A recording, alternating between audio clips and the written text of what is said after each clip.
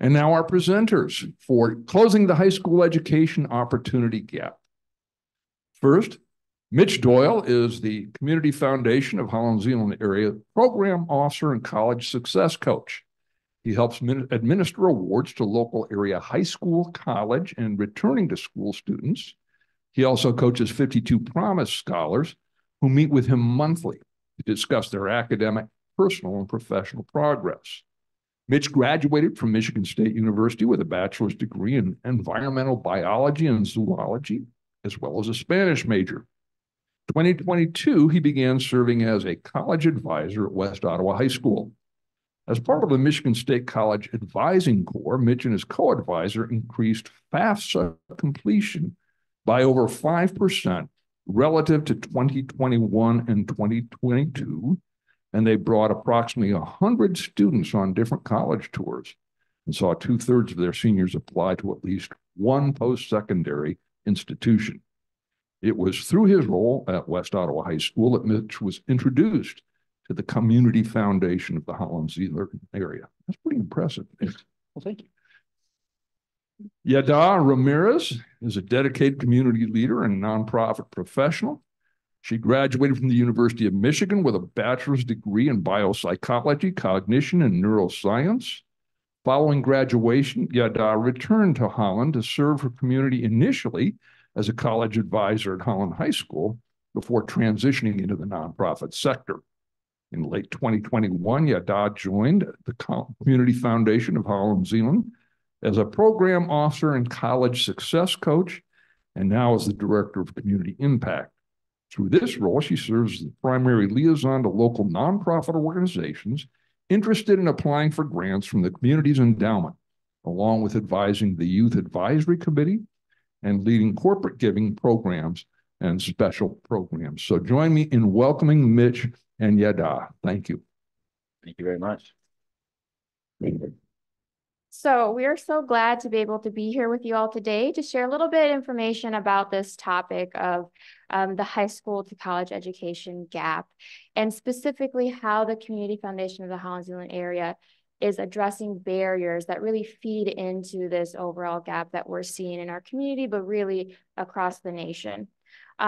Specifically, we will be talking about the Holland Zeeland Promise Scholarship Program, as well as a couple of our grant-making programs as avenues that the foundation is using to address this gap. And so before actually diving into the description or overviews of this program, we do want to set the foundation in helping to understand some underlying issues specific to this area of focus. And so we want to do that by first just sharing a few data points for your consideration. Specifically on this slide, I want to make a point to highlight that our county, Ottawa County, is the largest county in the state of Michigan that's not connected to a community college tax district. And so what this essentially translates to is for students who are Ottawa County residents who may be interested in attending, let's say, community college, such as Grand Rapids Community College, it has a Lakeshore campus here, they would not be able to be considered in-district tuition rate because they're not Kent County students. Now, there is a positive light to this. There's been initiatives in our community in the area, even specifically through GRCC, to help mitigate this gap. And so you may be familiar with something called the Ottawa County Gap Grant. So for students who are 21 years or older who do not have a college degree, could apply through the Michigan Reconnect program.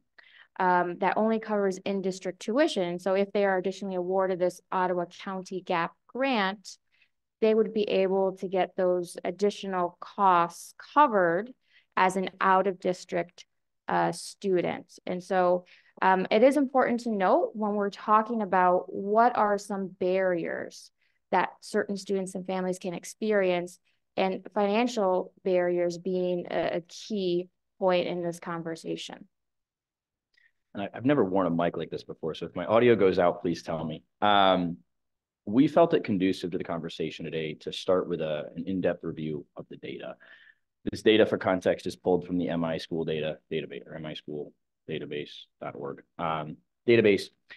And we're we're going to dive right in. It was all recorded in 2019, starting with the Institution of Higher Education enrollment rates in West Ottawa County. And I'm going to back up a second. So in the data we're going to review today, we're going to look at both national and state in addition to our local area. I know that the state and national levels aren't what we're focusing on, but it is a helpful tool for comparison. So we're focused right now on the Ottawa area ISD and looking first at enrollment rates in higher institutions of higher education. I'll refer to that as IHE for the sake of time. We see that Ottawa area has, from all of our seniors in 2019, had 42% enroll in institutions of higher education. It's obviously well below half, and relative to the state, we're sitting at 3 percentage points below the field. The chart's a little hard to see. I know the text is small, but I highlighted in deeper green the state metric, Ottawa area metric, and then the rest of these bars are the other high schools in the area that make up the Ottawa area ISD. We're obviously not miles beneath the state average, right? 3 percentage points isn't horrible, but for a community with ample resources and with members who are driven to see improvement, this is something that the Community Foundation felt we were actively capable of fighting, okay? So I gave you the enrollment rates for the entirety of Ottawa, the Ottawa area ISD. I want to now look at some variables that impact the enrollment rates, more specific, in-depth review of enrollment rates. Not looking specifically at the enrollment rate, but looking at the population count in total. This is warming us up for a conversation around the variables that contribute to the gap we're seeing. Of all of our students in Ottawa area, 25% of them are economically disadvantaged. And I'm realizing now I didn't seek information on what classifies them as economically disadvantaged. I believe it may be whether or not they qualify for free and reduced lunch. But we're sitting at about a quarter of our students qualifying. Relative to the state, that's 40%. We're 15 percentage points beneath, which is not a terrible metric. But when we then look at 42%, only 42% of our students enrolling in institutions of higher education, there's clearly a lack of parallel there, right? So it's telling us that it's not just economic disadvantage that's contributing to students not pursuing enrollment in institutions of higher education. Thank you. Taking the data a step further, we wanted to look at a breakdown of racial and ethnic enrollment, or enrollment in institutions of higher education based on ethnic and racial backgrounds.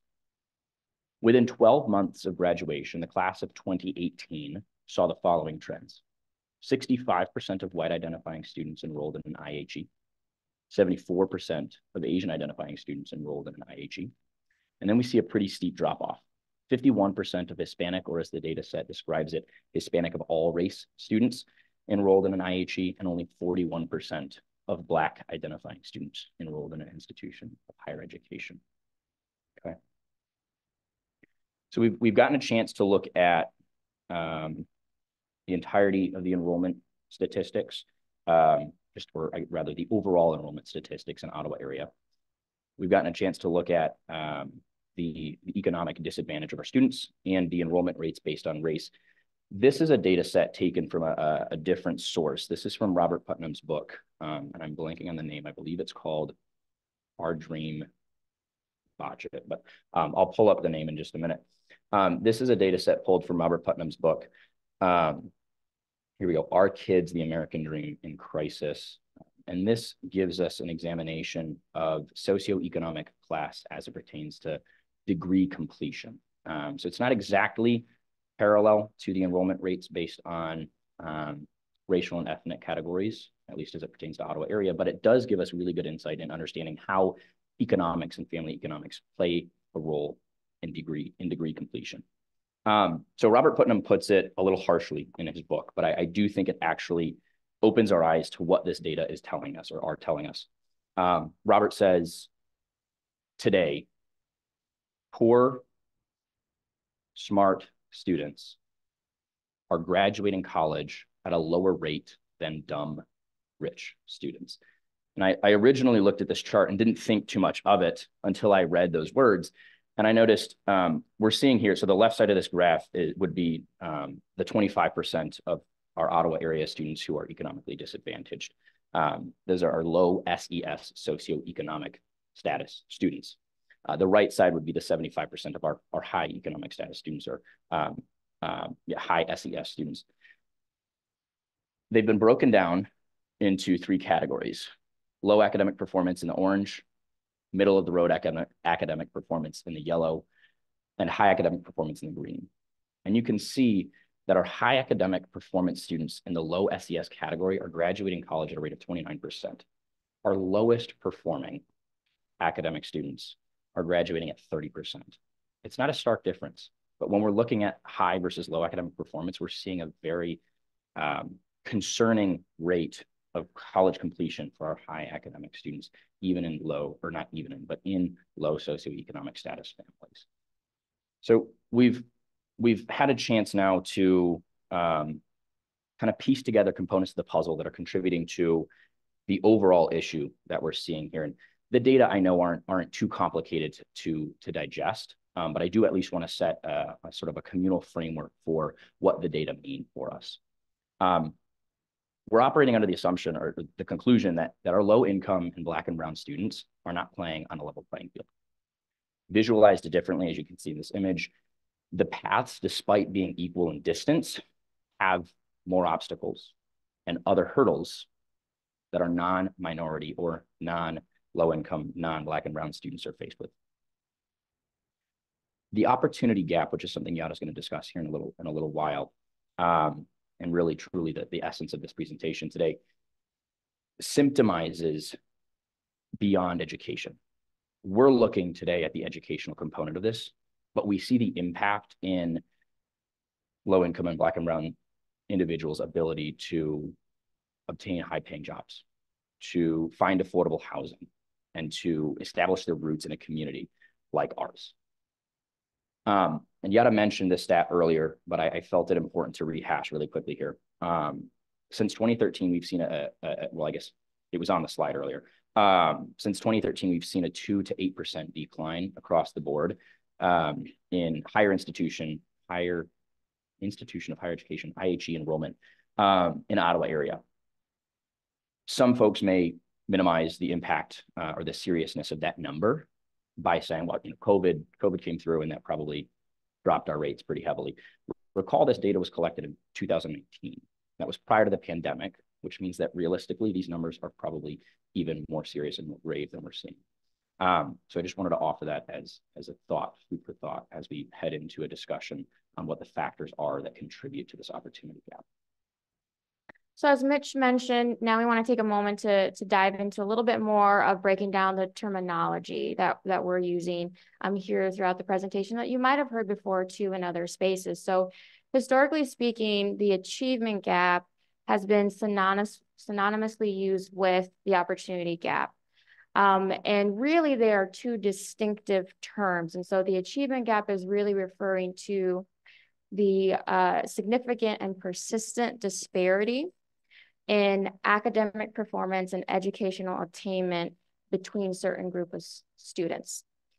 The opportunity gap, or as the Community Foundation actually coins with the additional word of education, the education opportunity gap is really more so speaking to all of the many ways that race, ethnicity, socioeconomic status, English language proficiency, which is yet another barrier we haven't mentioned up to this point, community wealth, and familial situations, along with many other factors, can contribute and perpetuate lower educational aspirations, achievement, and attainment for certain groups of students. So the education opportunity gap is much more so encompassing of a lot of the different factors and barriers we can see play out for certain students and families when they're trying to attain a post-secondary education that myself and Mitch have seen play out quite a bit when we were college advisors at West Ottawa and Holland High School, as well as Promise Success Coaches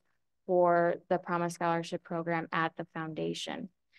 And so just leaning even more into this conversation to create sort of a flow of how these may pan out in a situation. And so really starting out with the opportunity gap, again, that is showing up as a barrier for a student and a family, which then feeds into, yes, differences in academic performance in the classroom, which again, we can refer to as the achievement gap, and ultimately then plays out in differences in educational outcome, which we've been talking about here today, of that playing out as not being able to attain perhaps a post-secondary education, whether that be a certificate level, associate's degree level, or a four-year bachelor's degree. To provide sort of an example, again, to further put this into the framework of how these all intersect with each other. So again, though the achievement gap and opportunity gap are distinct effects that will impact a student, they intersect on the daily. And so we can think of food scarcity as an example of an opportunity gap that a low-income student may experience. Some households have food scarcity as a serious concern. Maybe a student is not being able to get a nutritious breakfast first thing in the morning. Maybe they're not coming home to a nutritious meal for dinner. And the only meal they're getting out in the day is that free reduced lunch during the school day. And that student is still being asked, being expected to perform at the same mental level in the classroom that their peers who may not have that food scarcity issue in the household are performing at. And so really in that scenario, we may see a student do poorly on a test, on a quiz, overall in the classroom, because they don't have that mental energy, because they're hungry, they're fatigued.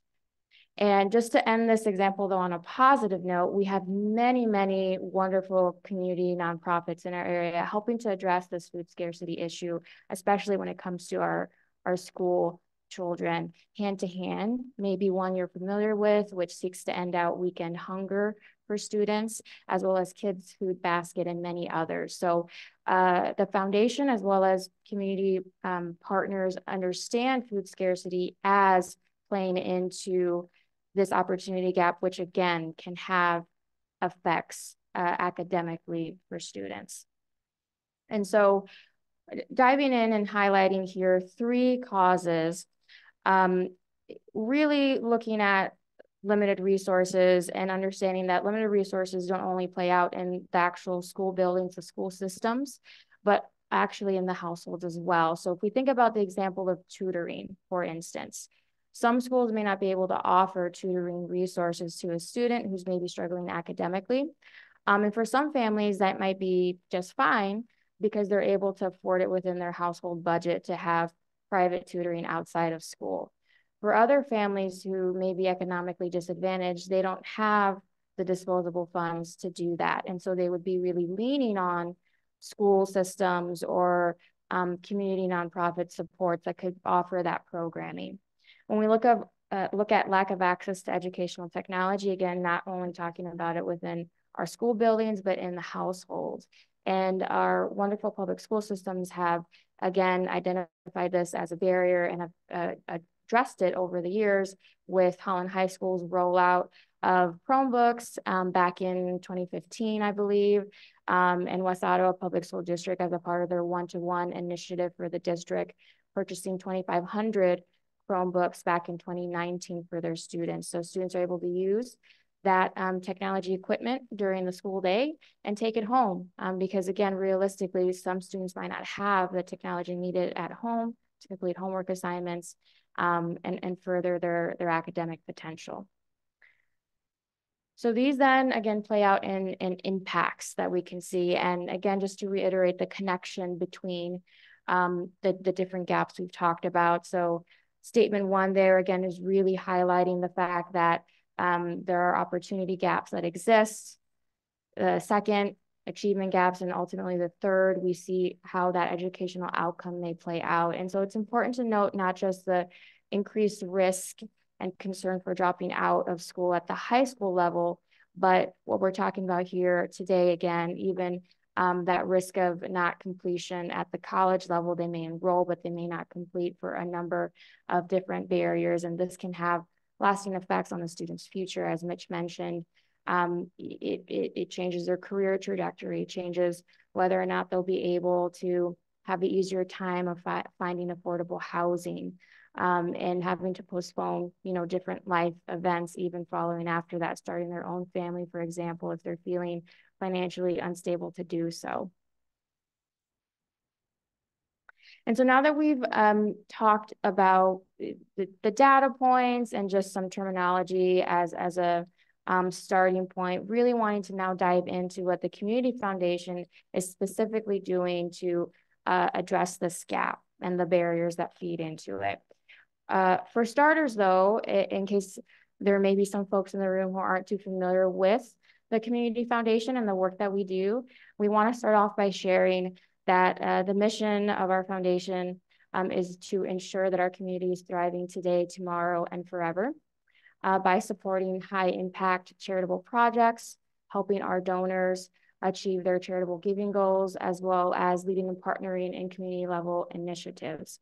And we do want to spend a moment here to share a video that will speak a little bit more into, again, some of the overview of the work that the foundation does for the community. And I'm just waiting here for it to populate the play button. Wouldn't you know, it worked perfectly when we were setting up here with Ian earlier, and then it's wanting to be a little funky right now.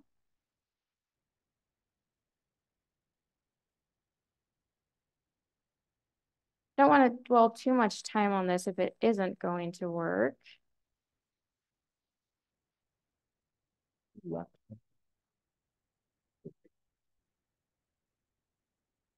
it give us a little? No. Well, again, I think we can move on just for the sake of time. I don't want to dwell on this if we are having technical issues, but essentially the video sought to explain a little bit more about how the community's endowment operates for our community, and explained a little bit about our Today, Tomorrow, and Forever campaign that the Community Foundation led in years prior, and the funding that was able to be secured so that way our community's endowment could grow to be able to address the needs of our community as they arise, as well as opportunities. No, you're fine. I was sharing that it worked perfectly when we were running through it earlier this morning.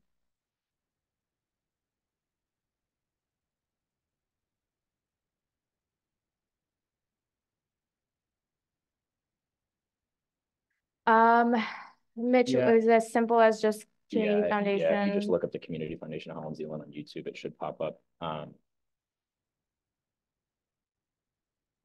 guess you probably got a little bit.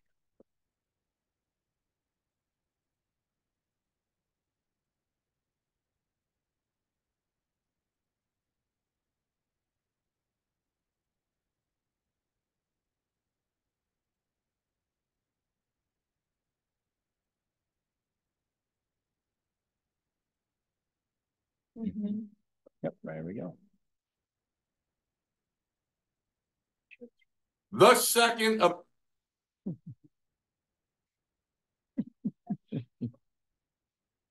Excuse the unintended commercials. It's the con of using YouTube.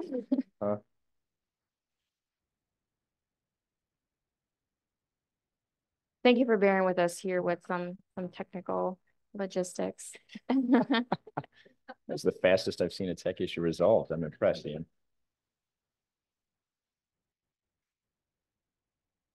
Certain kind of person to plant a tree, fully knowing that they may never benefit from its fruit or shade.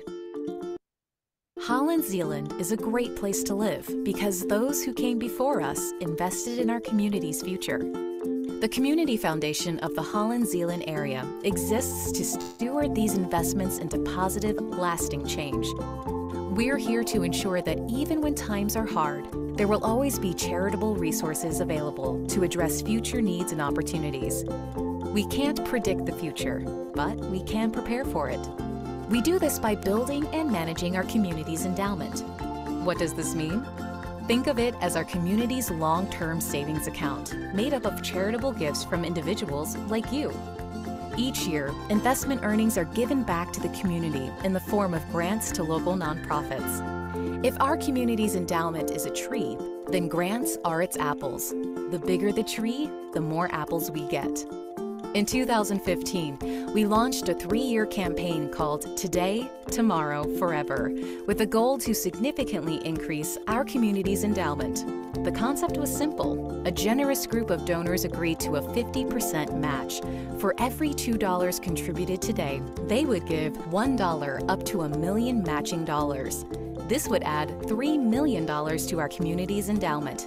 What's more, these donors also agreed to give $20,000 today for each of up to 100 contributors who agree to list our community's endowment in their estate plan. That means an additional $2 million donated on their behalf today. As a result, the campaign would raise a total of $5 million for today and create a pipeline of 100 gifts for the future. By 2050, we anticipated the Today, Tomorrow, Forever campaign would increase our community's endowment from $15 million to $40 million, ensuring we can create a more vibrant and healthy Holland, Zeeland for generations to come. That was then, but today, we have already surpassed that goal by $10 million, with current and pledged donations amounting toward a $50 million endowment by 2050. This community's willingness to step up and invest so generously for Holland Zeeland's future generations has been nothing short of amazing. Learn more at CFHZ.org. All right, let's see if I can successfully take us back.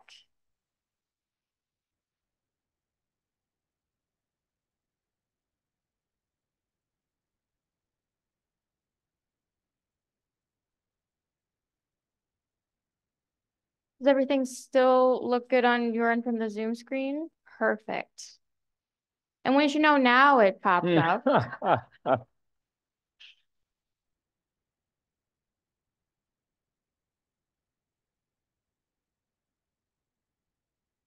So, apart from our mission, we also have a corresponding vision statement. And you'll see some language echoed in there from our mission statement in terms of that language surrounding thriving community. So we envision a thriving community to be where every resident in the Holland Zeeland area can equitably experience those items listed there.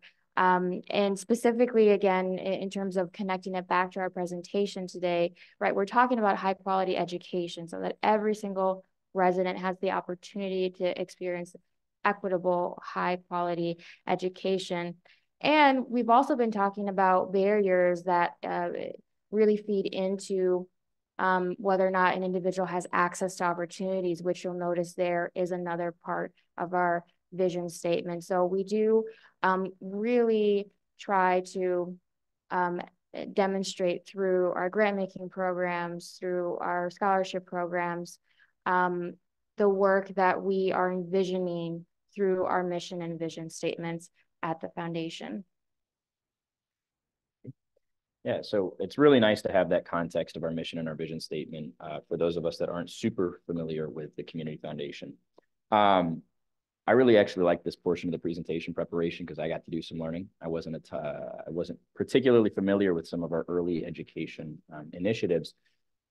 And I learned about two really important ones, Ready for School and Destination Education. And I want to preface these by looking at the timeline. So Ready for School came around 2008 and Destination launched in 2010. As you know, 2008 economic crisis was not an easy time for anybody, and the foundation was hit pretty heavily at that time too. And yet we being the Community Foundation of Holland Zeeland, understood the importance of education and really focused our efforts and our resources on prioritizing these programs. So starting with Ready for School, this program grew from a literacy census that had gone out in 2008.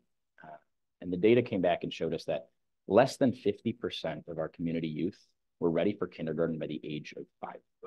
was clearly an alarming number that did not sit well with the community foundation. So we decided that in order to combat this, we needed to create a program that was designed at integrated help, a program that would integrate community resources to help prepare students for school readiness. And so it is now, it was what began as a program of CFHZ is as of 2011, its own independent 501c3. And the entire objective is to help students prep for school, as the name suggests. Incredibly, from 2008 to 2019, school readiness scores increased 15%, and we're seeing that continue to grow throughout the years. I don't want to go into too much more detail on Ready for School. We've got a video later that's going to highlight this in some more depth, which is really, really interesting. So I'm going to look at destination education now. Despite destination education not existing in the same way it does today, the impact and the roles that came from destination education are truly still leaving resounding impacts on our students. So this launched in 2010 through both state and federal funding and efforts from very generous local donors. The program had a mission to make educational pursuit a reality for all students, but it primarily focused on our first generation, our low income, and our special needs students. The language they used was know how to go. That was the message that was pushed out to students. And the intent was not so much how to perform well in college, but how to get to college. There are so many questions and gaps that come up senior year about application processes, FAFSA, writing essays, what school is like. It's a big transition from high school. And so from that came two positions through the College Advising Corps. The College Advising Corps, if you don't know, is an AmeriCorps program that places recent college graduates in local area high schools that are in need. And they use data to assess who is considered or what high schools are considered in need. And these college advisors function as mentors, if you will, to our high school seniors as they're progressing towards college. They assist in FAFSA completion, they assist in college applications, any aspect of the college going process you can imagine. And both Yada and I, as you may recall from our bios, have a history and have ties to the College Advising Corps positions. Yada served at Holland High School. I served at West Ottawa High School. And I can attest, the data that we saw earlier rung true in my observations of what I saw at West Ottawa High School. So it's really neat to see that from a program birthed over 12, 13, 14 years ago, came to positions that truly I don't think our high schools would operate the same without them. So we've touched now on some of the early programs and early efforts that the Community Foundation put forth to combat this educational gap. I want to look now at what we're doing today. The backbone of what CFHZ does to combat this problem can be seen in our scholarship programs. And I say scholarship programs plural because we have our general scholarships. We have a library of over 117 different scholarships, and that grows each year. That looks to combat the financial barrier. And we can't always eliminate it entirely, but we give students hope that there is a way to fund your education and it doesn't have to always come out of loans or come out of your pocket.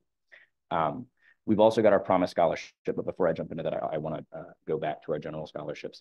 Our general scholarships are not just offered to graduating high school seniors. We offer them to current college students, to graduate students, to seniors who are pursuing trade schools or non-traditional paths.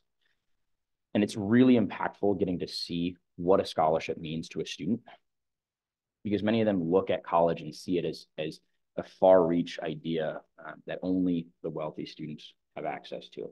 And as I mentioned, we can't always fund the entirety of a student's education, but when they can see that there are dollars out there for them to obtain, it gives them that hope and that understanding that college is a reality.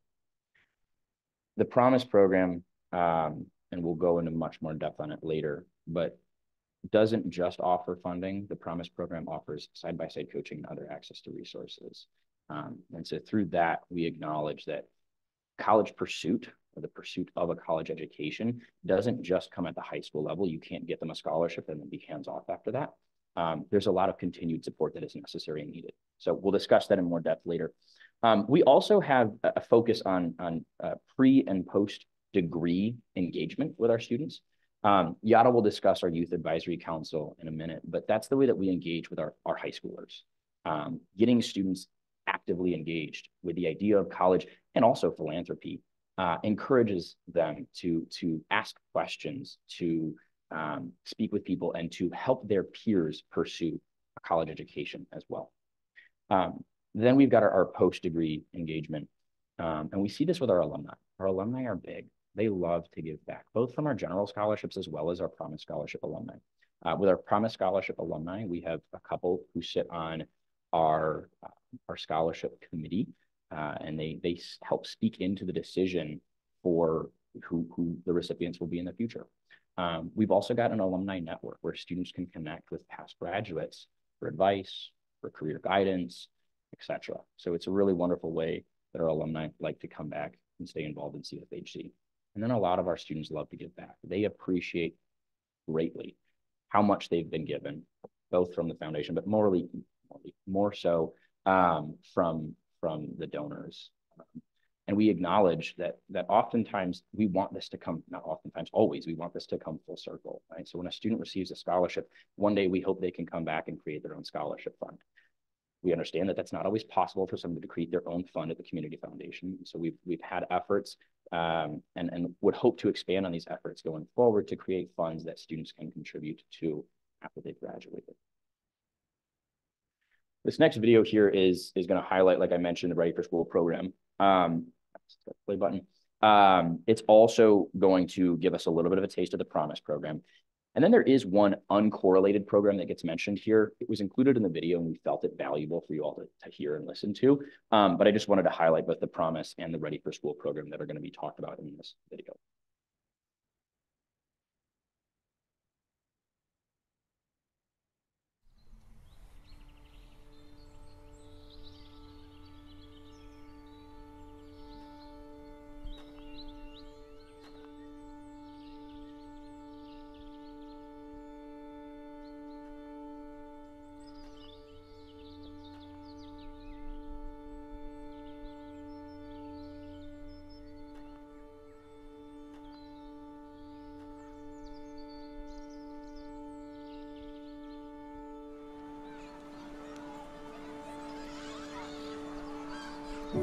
Human development requires optimal brain development, and brain development, 90% of it happens within the first 5 years of life.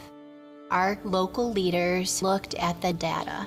What they found was astounding. Less than half of the children in our community were ready for school. Kids that don't have access to a high-quality early kindergarten experience can start kindergarten as much as a year and a half behind of their peers, and it costs twice as much to catch those children back up. Our leaders said, this isn't okay. We're going to take it upon ourselves to elevate early childhood as a community priority and find a community solution. So that's how Ready for School started. Both of us heard on the radio about the Kalamazoo Promise. They could offer scholarships to all the students. We were just thinking, wow, we'd love to be a community that did that too. Our commitment for the kids was, if you will attend class, pass the classes, and never give up, then we will never give up on you. That's really what this is all about. Our donors are all people that were able to provide that for their kids, and now they want to pass that opportunity on to another group of kids. That's the promise. One of the things we talk about a lot is that affordability is relative, right? So depending on how much we make, whether or not a house is affordable is very relative. We've got a gap of about 15,000 units of affordable housing across the region. And so it's creating a crunch on our labor supply locally, which restricts our business's ability to grow. So the community foundations of both Holland, Zeeland, and Grand Haven, in partnership with United Way, reached out to the Chambers of Commerce and Lakeshore Advantage and the Lakeshore Nonprofit Alliance.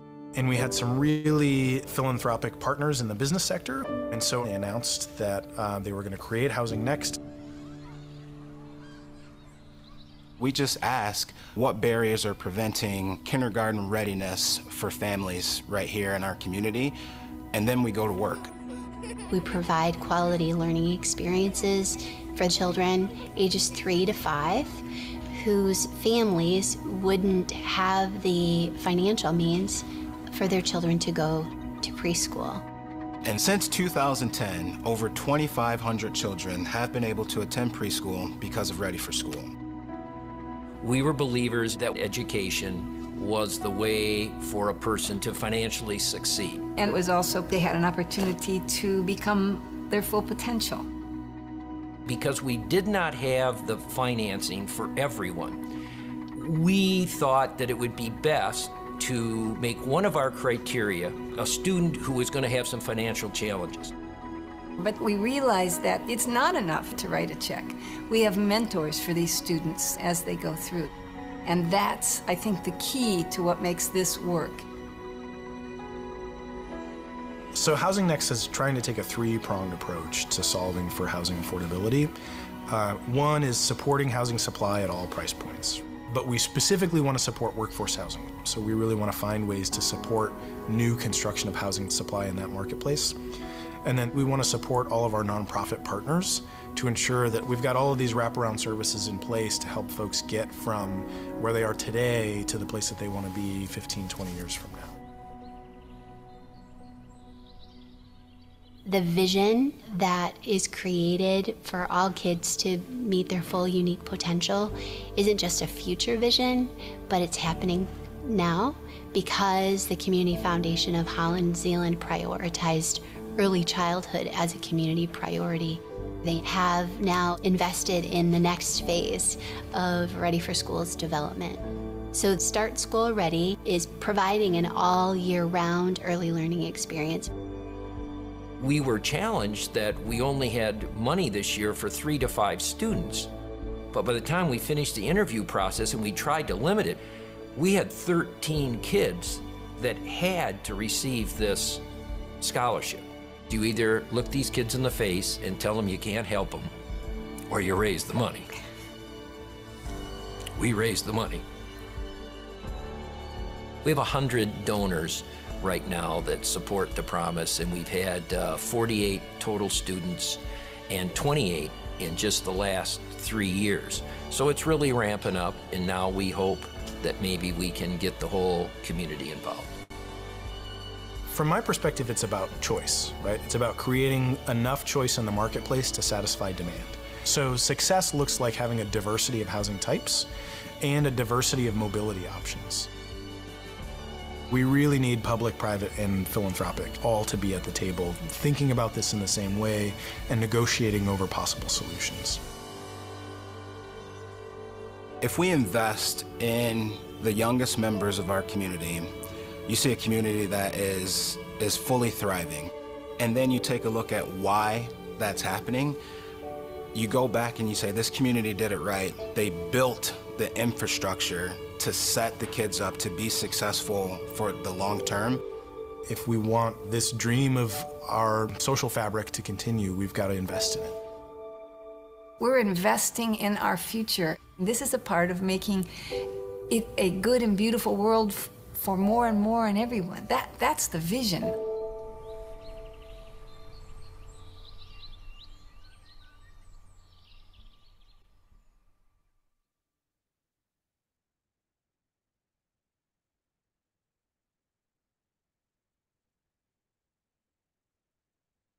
I absolutely love that video. That was showed at one of our celebrations of philanthropy events a couple of years back. And like I mentioned, the third program, Housing Next, doesn't necessarily pertain to the conversation today, but any chance we can get to plug some programs that CFHZ works for or works with, well, we'll take it. So as you heard from Bob and Colette Denoyer, they kind of were the brain, or the promise was their brain baby. And they had a vision for it, but realized quickly that there was a high demand for a scholarship of this nature in the community, and that the original funds that they had were not sufficient. And so they had to work tirelessly to go out into the community and find new donors to help contribute and support the Promise Scholarship. But we also have other sources of funding for the Promise. And an example of that is our Holland High School class of 66 Promise Scholarship Fund. And this started actually back in 2016 when the Holland High School class of 66 came together to celebrate their 50th anniversary. In cahoots with the Holland High School Early College Program, they wanted to create a scholarship for Holland High School graduates. And so they designed a scholarship for, and for context, the Holland High School Early College Program helps Holland High School graduates obtain both a diploma as well as an associate's degree in a 13-year time span. So 13th year of school. So they do an additional year of high school to get that associate's degree. And the class of 66 decided that they wanted to partner with the Holland High School Early College Program to create a scholarship for an early college graduating senior. 5 years into the scholarship, they realized that the sustainability of the fund wasn't where they wanted it to be. And so through existing connections with the community foundation, Donna, Jim, and Howard came together and they said, and Donna, Jim, and Howard are pictured here on the screen. And they said, we want to build an endowed scholarship. And so in 2021, that came to be and exists today. And in a pretty fun fashion, the Zeeland High School class of 66, inspired by this effort, in 2023, in September of 2023, hosted a lunch where they plan to begin their own scholarship. And at that lunch, an anonymous donor announced that they would do a matching of $10,000 for every contribution made to that scholarship fund that year. In good old rival fashion, they ignited some competition in the face of philanthropy. And so this is just another way that we see the community coming together and realizing that through partnership and through collaboration, we can better contribute towards a goal. And so this is just one other source of funding that we have for our Promise Scholarship. And we're going to get into the Promise, I promise. We do want to talk about some partnerships. So we discussed the financial component, right? We discussed how a Promise or a program like the Promise is funded. But we also have to think about how a Promise program or a program of its nature can be supported in the community. And we have tons of community partners across the board that all help with individual development, student development. But these four here that we've highlighted are absolutely key players in the development of students and their progress towards obtaining a college degree. It's not to say that the other groups that are not mentioned aren't equally as valuable, but these four really contribute to the Promise program and a lot of our other scholarships. So we're going to start with Hope College Trio Upward Bound, very local group.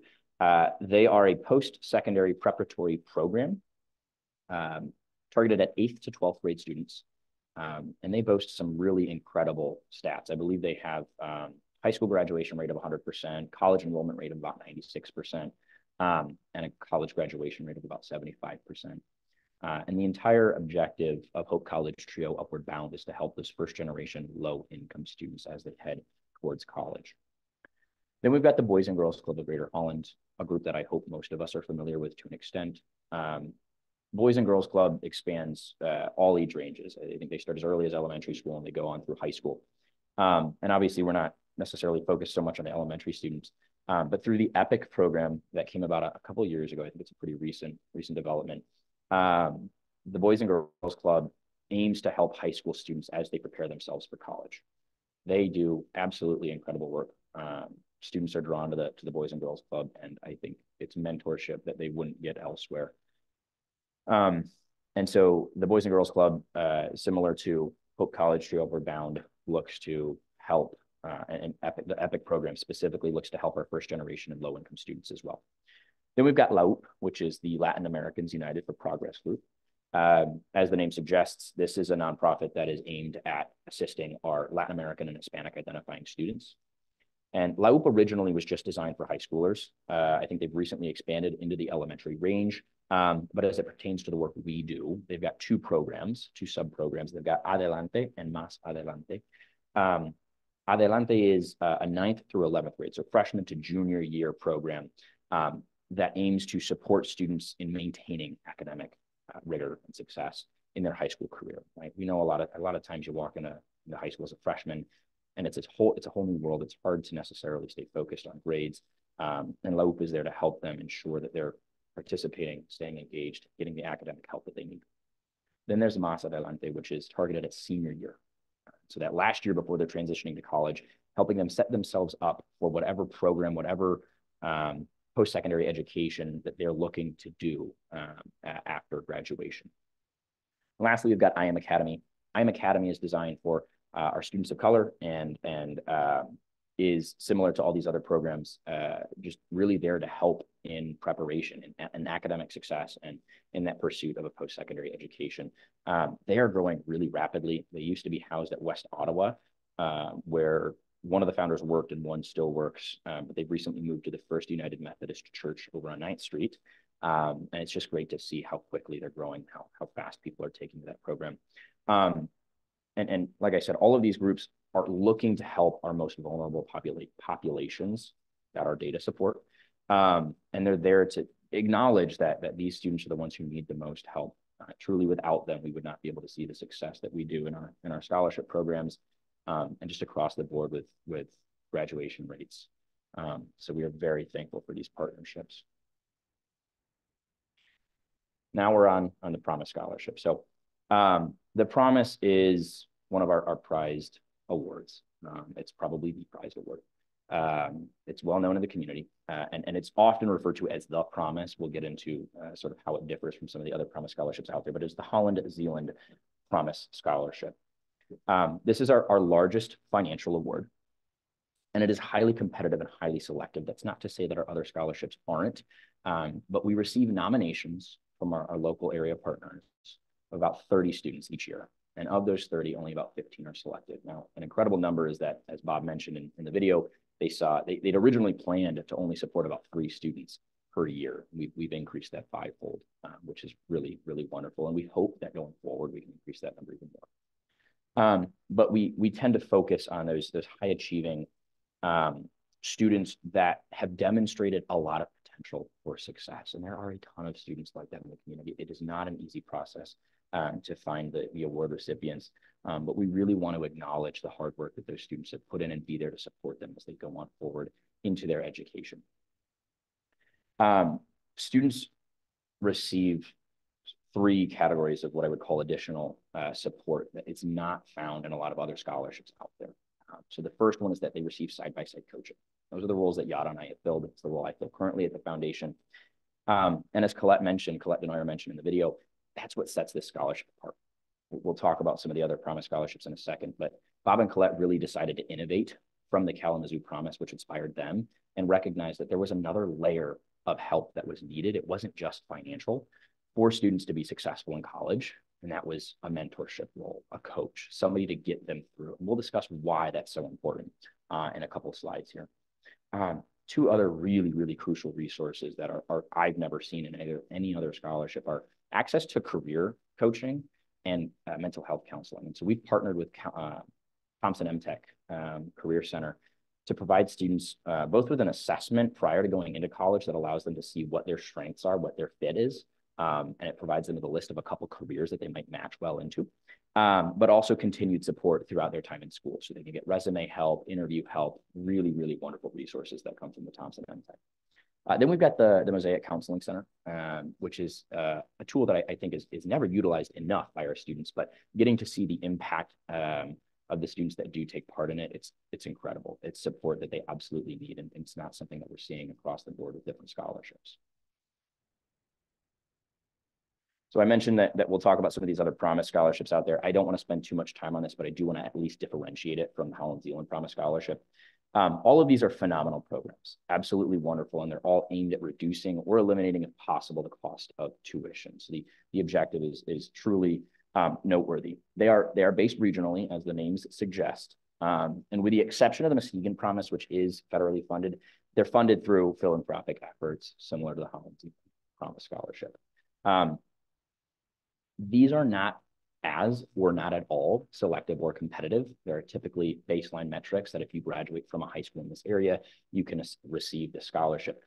But as mentioned in the video from Bob and Colette, and as I just spoke about, there was an evident need for innovation from these scholarships. And that's why the Holland Zeeland sees the mentorship role come into play because students, they need support that goes beyond just dollars. And so it was the framework, rather, these scholarships are the framework from which Bob and Colette decided to design the Promise Scholarship. So mentorship, success coaching. Why is that important? As many of you may know from your days in college, or if you have kids or grandkids in college, school is much more than just school. Students are faced with questions of dining plans. Where do I get food? How do I figure out housing? Obviously academics, but it's more than just going in and taking a test, right? Where do I find my books? Do I need my books? How do I talk with my professor? These are questions that oftentimes students have and they don't know they have, or they have them and they're not comfortable asking. And so that success coach comes in and says, I will be that resource for you. I'll be that rock. You bounce things off me. I'll give you feedback. Furthering that idea, because the Promise, the Holland Zeeland Promise, is targeted at helping first-generation students, we see that a lot of our first-gen students come from households that are under-resourced. Parents don't have that experience and that knowledge of what college is to offer guidance to their own kids. And this idea really comes to light in two ways, two sort of anecdotes I'll give here. One comes from an experience that I had just this year when I got to sit in on the Promise interviews that we conducted. We asked the question of our Promise nominees, who's your biggest motivator? And across the board, the answer was almost always a parent or a guardian. And to hear the things that parents and guardians sacrificed for their kids, sleep, working hours, free time, their own dreams often, it was evident that the motivation is there, that the drive, that the motor that runs the car exists, right? It's there. That is not lacking for a lot of students, but the knowledge and the resources to actually get to and through college isn't. And so that's where we come through. We come in and we say, mom and dad might not have an answer for how to speak to a professor, for how to contact financial aid, whatever it might be. That's what we do as the Promise Success Coach.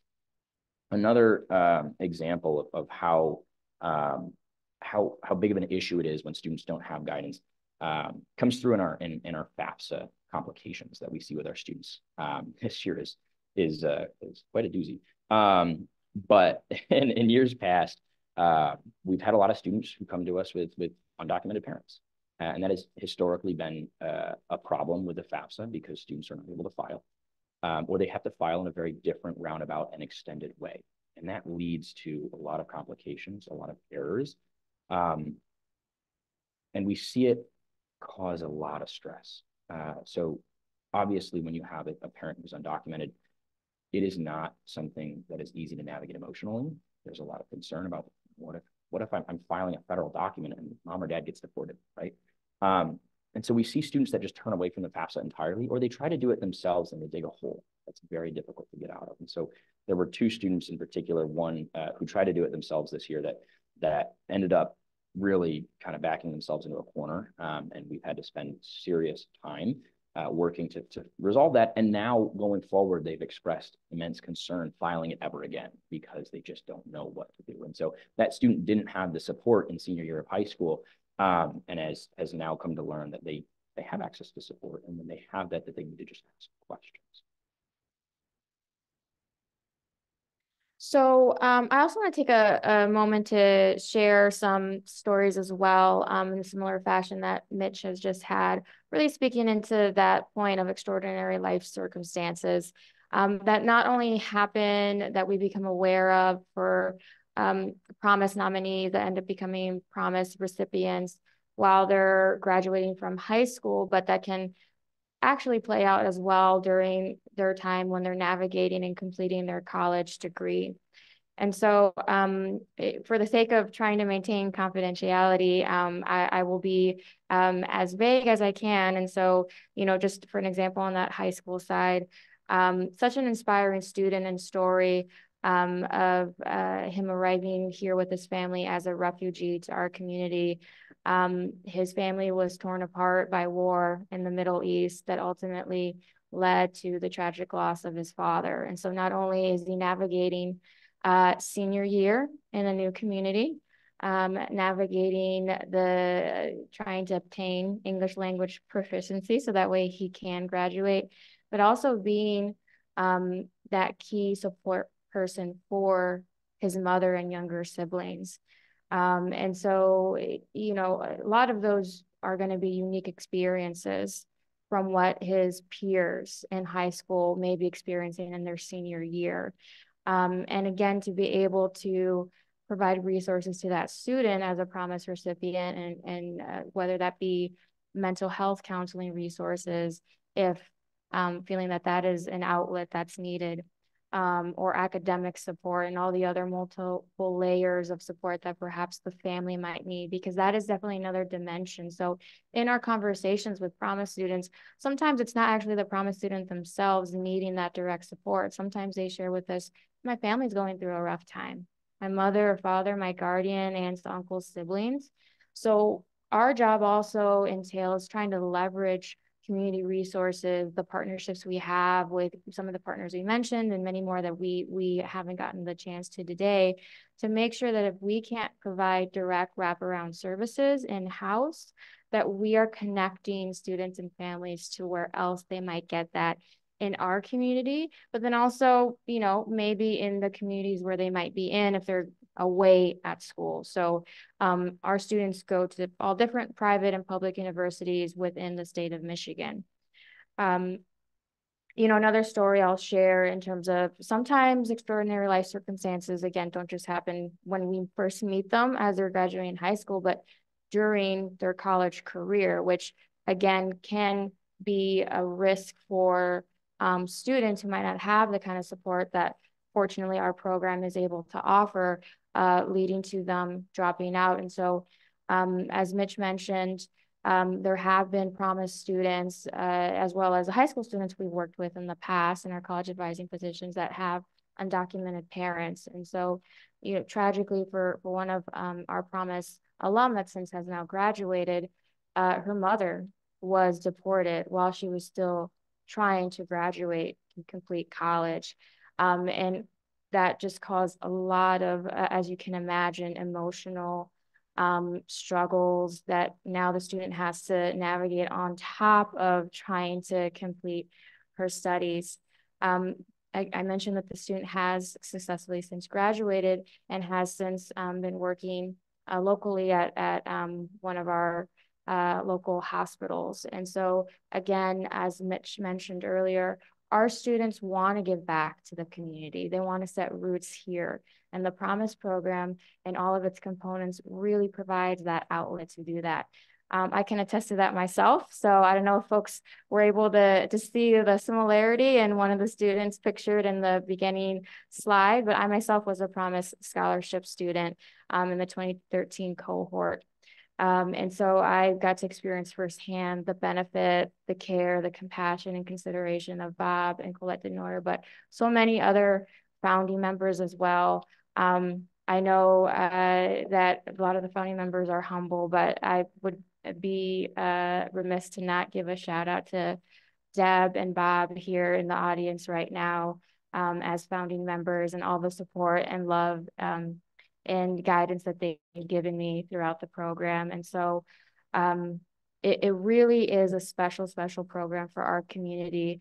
And we can see the success rate. So national average for graduation, college completion, 62%. And the Promise is sitting at 96%. And so we know that this works, that it's not just all about financial barriers, it's about those other barriers that we mentioned and that Mitch and I try to highlight in just the stories we've shared right now, right? The language proficiency barriers, all the other barriers that speak into that education opportunity gap we defined a little bit earlier. So apart from the personal accounts that we've shared and perhaps others that you've heard in different spaces in the community, we encourage you all to not stop the conversation here. There's many more stories, many more personal accounts to hear.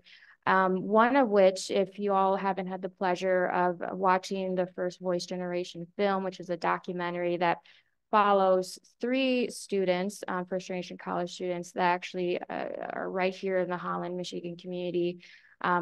created, directed by Cynthia Martinez, another Holland, Michigan native.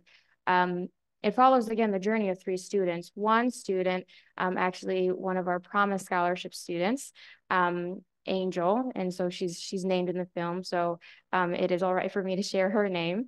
And just all the trials and tribulations from navigating senior year during a global pandemic. So this actually follows during the COVID-19 pandemic, the college application process, all the way to the point where our wonderful director of scholarship, Stacy Timmerman, calls her to let her know that she received the Promise Scholarship. So this film holds a very special place for us as a foundation team. And the other 2 students featured in the film, also very inspiring stories. They were both a part of one of the community partners we mentioned, Upward Bound programming.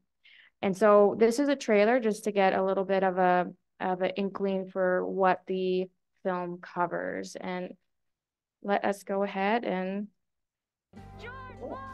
Close to 3,000 Black Lives Matter supporters marched in Holland today. We're young Mexican women, and we thought we have to speak up about it. And a community as conservative as Holland, that's a big thing. The minority is the majority in terms of numbers, but we're still the minority. And it's just how it is. I'm 17 years old. What has changed in those 17 years that I've been alive? And really nothing.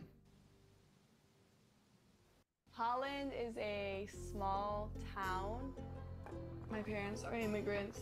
They didn't know any English. I had to translate things. I'm talking about legal documents at like the age of like 8, 9. Going to college has been my dream. With Kalamazoo, you're looking at a total cost of $65,454 per year. I want her to have a better future, more than what I had. Michigan leads all U.S. states in COVID-19 cases per population. My quarantine landed on possibly the worst week out of the school year. Worst week. I missed my SAT, my ACT, and then my MSTEP. I always thought my senior year would be like how High School Musical was, but it's really not that. I feel like it's been quite a dread. I want to prove everyone who thought I couldn't make it wrong, that despite my circumstances, I can push through and go to college. I've been going to the Boys and Girls Club since I was like in 2nd grade. I got nominated for Youth of the Year. Our finalists, our State Youth of the Year, will receive a $2,500 scholarship. And in spite of everything the pandemic has thrown at us this year, the Holland High School local dimensions are indeed still standing. We all had this conversation together just like a few hours before we would have canceled the last show. But we were like, we've had so many things taken away from us. We can't stop now.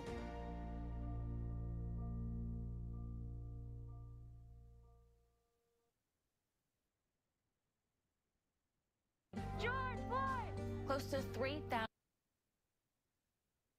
So we've talked extensively at this point about our Holland Zeeland Promise Scholarship Program, but again, we also wanted to take some time to talk about the grant making programs that we have that also help to address some of the barriers that feed into the education opportunity gap. And so our Proactive Grant Program is one of those grant making programs.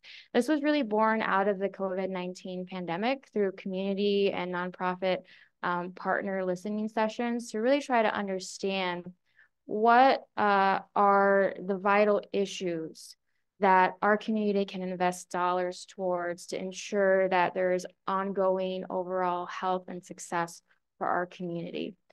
And so you'll notice there we have 3 particular issues of focus.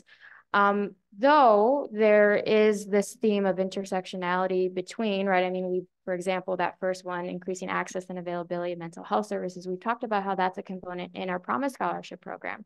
The one that we're going to be focusing on today, as it more directly relates to our topic, is leveraging out of school time to mitigate the education opportunity gap.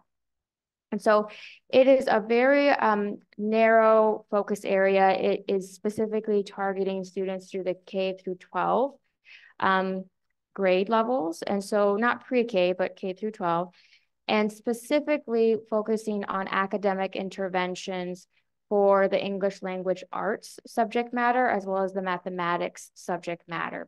And that really came around, again, because of the evaluation, the data collection done to demonstrate that with testing, continued testing for our local area schools, there continued to be a demonstration of low proficiency in those subject areas of English language arts and mathematics, especially so for our Hispanic, Latino, Black identifying students that were additionally economically disadvantaged.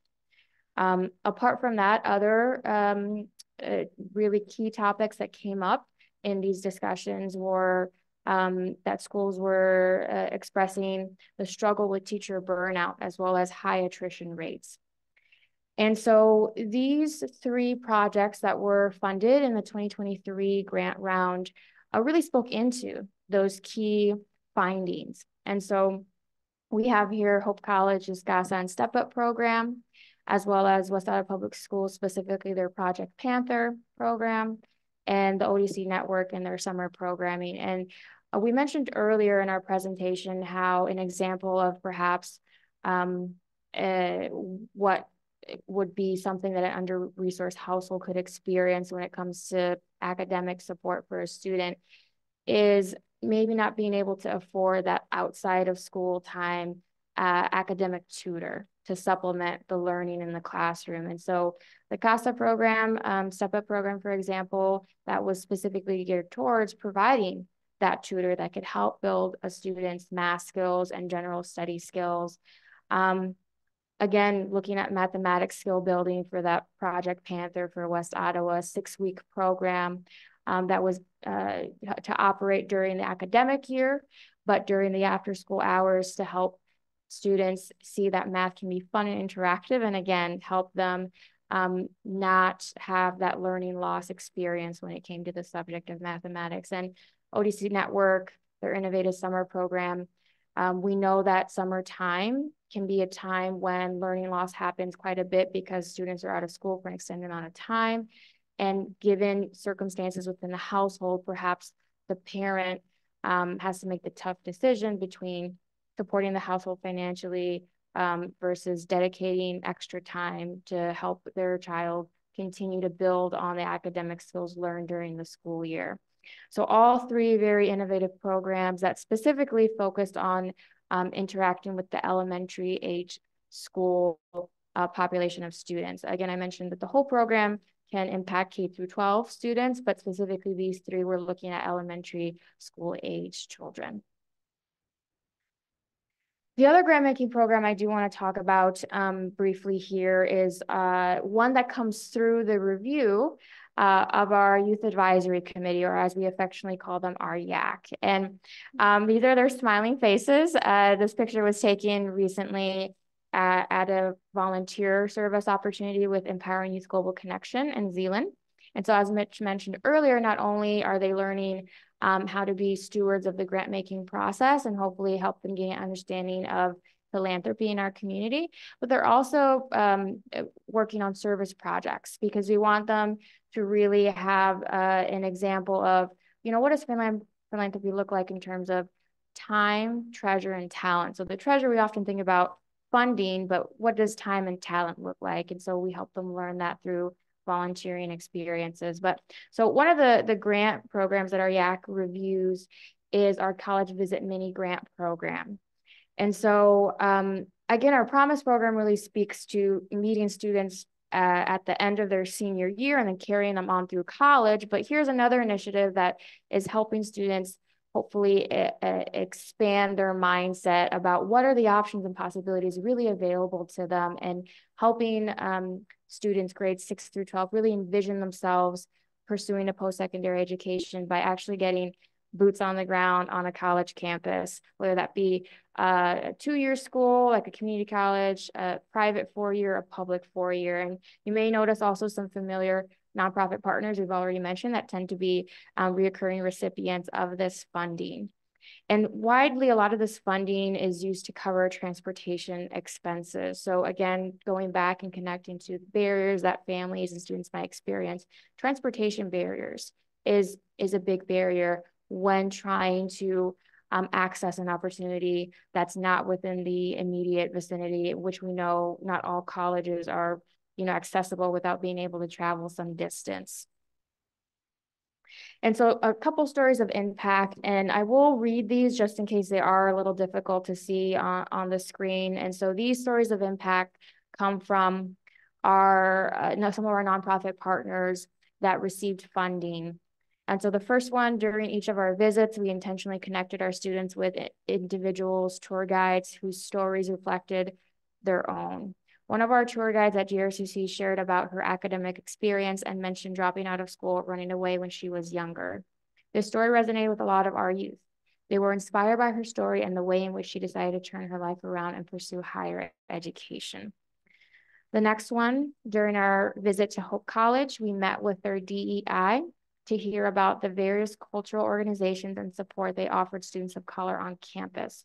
One of our students remarked, "I love that they have students on campus that look like me." Our students received a tour of the campus and learned about various STEM, science, technology, engineering, and math programs. And so again, some images just to demonstrate students are visiting two-year private schools, as well as, if you recognize the colors there, yellow and maroon for Central Michigan University, one of our public institutions in the state of Michigan. And really, that's all we have for you today in terms of presentation content. If there are any questions, our email information is there. If there aren't questions that come to mind while we're here today still with our time together. But otherwise, we are open for questions and would love to do our best to answer any lingering thoughts you may have. Thank you.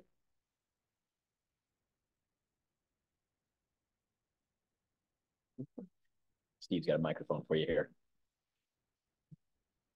Because it's so much in the news right now, how are you personally becoming involved with the delay in the FAFSA?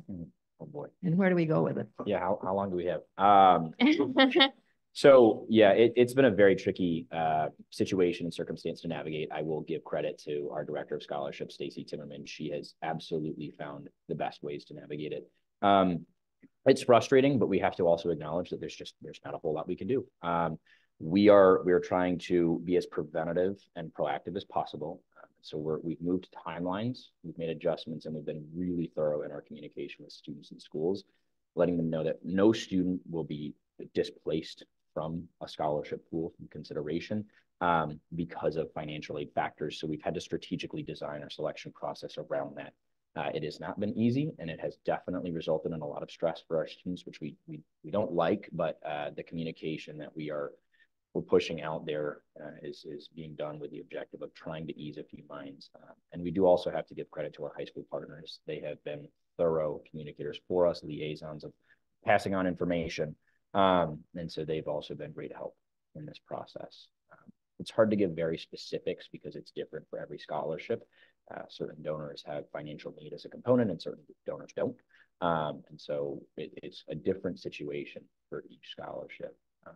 That's a phenomenal question. We are very, it's been tough. Yeah. But the positive is that we're learning a lot about how to navigate a situation like this should it ever arise again in the future. And truly, we feel as though in the future years, what's being done to the FAFSA now should simplify it going forward. Absolutely. Mm-hmm. Great question. I can attest that, I know we both could attest that so far with this newer system, it has made it easier for students that are filing as an independent student than ever before. So a student that could be considered an unaccompanied minor at risk of homelessness or some other designation within that. So minors have been deemed emancipated minors by a court system, and there's so many other distinctions as well. So we do see, to Mitch's point, a lot of potential once all the little kinks and hiccups are sorted out, that the new model will be able to be an easier process for students that have in the past struggled a little bit more with FAFSA filing.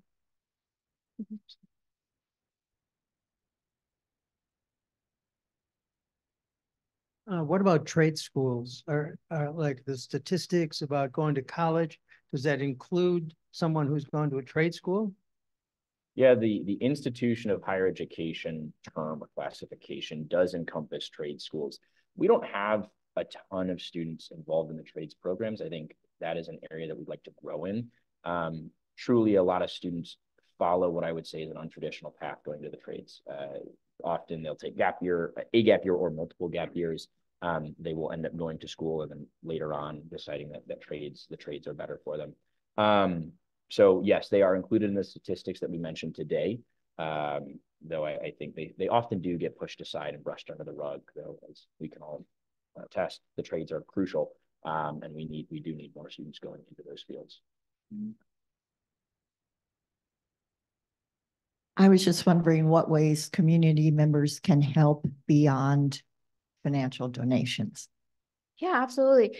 You know, I would say some of the partners that we mentioned again, and there's many more, if there is a particular community organization that is helping to address this particular issue area that you feel aligns very well with your own passions and the time you're able to commit, I'd say volunteer support is a great way, apart from financial support, to be engaged. And so maybe it's not even a long-term reoccurring volunteer commitment.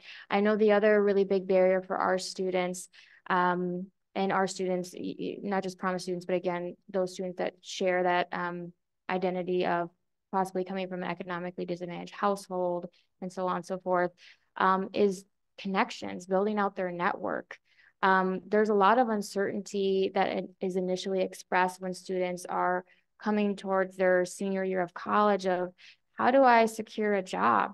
And so maybe it's connecting with an individual who's had a professional career and who has made those connections to be able to say, hey, I can connect you to somebody who I know is hiring for this position.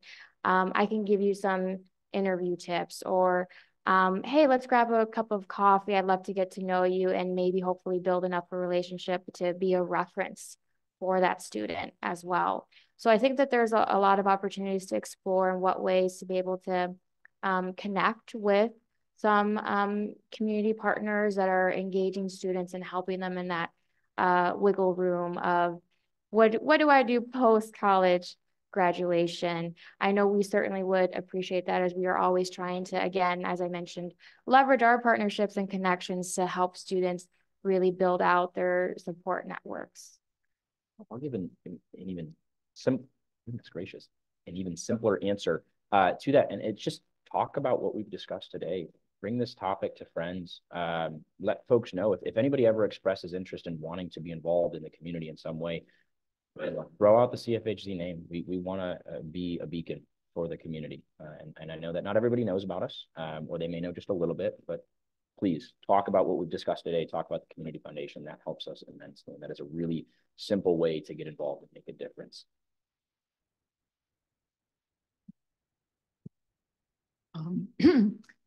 I work with Afghan refugee families in the area, and we've got quite a few of these families that came in, after the Taliban took over. And one thing, like you're asking how you can help, I know with this Ready for School, with the preschoolers, a big hurdle is transportation, because it's very limited as far as being able to provide transportation. A lot of these, in the case of the Afghan refugee families, a lot of the mothers do not drive, the fathers are working, and there's just no way to get the child to the program. They qualify, they're eligible, but they can't get them there. So there's a big need for help with transportation. And as far as, I'm trying to begin assisting an 18-year-old Afghan who's a junior at Holland High. And, so he's expected to work 20 hours a week to be able to send money back to his parents. He lives with the brother. He's got all kinds of pressures on him from his brother that he lives with and his two uncles. No, when you graduate, you need to just get a job, get to work. So this counseling would really help him. There's just so many of these opportunity challenges. So I'd like to just put a plug in for the local Afghan refugees, of which there's many. They have some real additional opportunity concerns. Thank you very much. How do you find the preschool? How do you get the word out to the preschool parents about the opportunities for them? Yeah, great question. So as Mitch mentioned initially in 2008, Ready for School, pre-K age group of students. But since then, it's really the nonprofit entity itself, Ready for School, that handles all of the communication, promotion for programming. What our part is in that, though, is spreading the news of all the great work that our community partners are doing. And so we have a wonderful communications associate who is in communication with our nonprofit partners to be able to highlight them not only in our newsletters that go out and our annual report, but then also on our social media platforms. Apart from that, again, we are really invested in all of these conversations at multiple levels with our nonprofit partners, with donors, with students and families that we are working with. And so we also are able to verbally share resources as the questions are posed to us. And we often find that it does become a cascading effect. So again, our students and our families are building relationships with us, and they make the ask from, hey, I have a cousin, or I have, another extended family member or a friend of mine is actually really having this struggle finding this help. Is there anything that you know about? And we're able to make those connections. So we do on multiple different levels have some engagement with that, but the primary promotion of those opportunities that has now fallen directly on our Ready for School community partner, as they are not a house program of the foundation anymore. I'm going to make a speculation here, but I would imagine the Boys and Girls Club, groups like I Am, who target elementary aged groups as well, have involvement there in terms of getting them access to resources.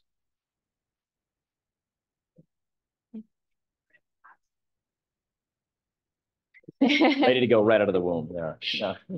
I was thinking, Jeffrey Canada that worked in Harlem. Yeah, if he waited until they were 5, he said it was too late. So he had people on the streets of Harlem, and if there was a pregnant woman, he would, sign them up right away.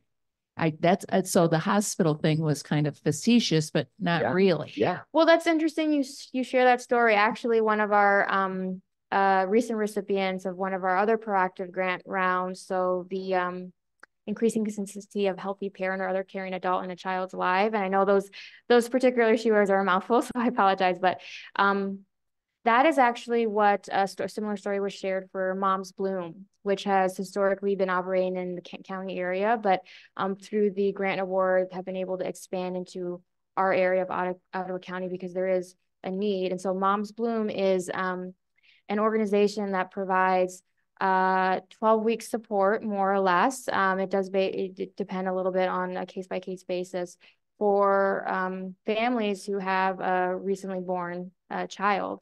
And so, especially for those who may be at higher risk for or are already currently experiencing postpartum depression. And so the story that was shared at one of our just update meetings with that partner was there's a program liaison volunteer who works in the Grand Haven area who, if she notices a pregnant woman in a grocery store, will say, hey, did you hear about Moms Bloom? When your baby comes, you can sign up right now. So you already have that support on hand if you feel that you need it. So interesting that you share that story. That was something that similarly got shared there for that program.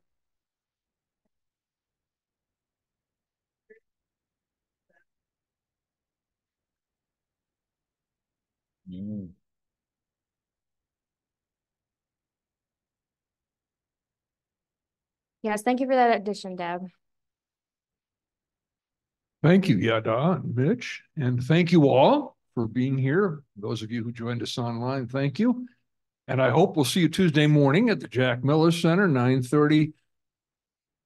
Let's just say the topic is exceptionally timely. Thank you very much, everyone.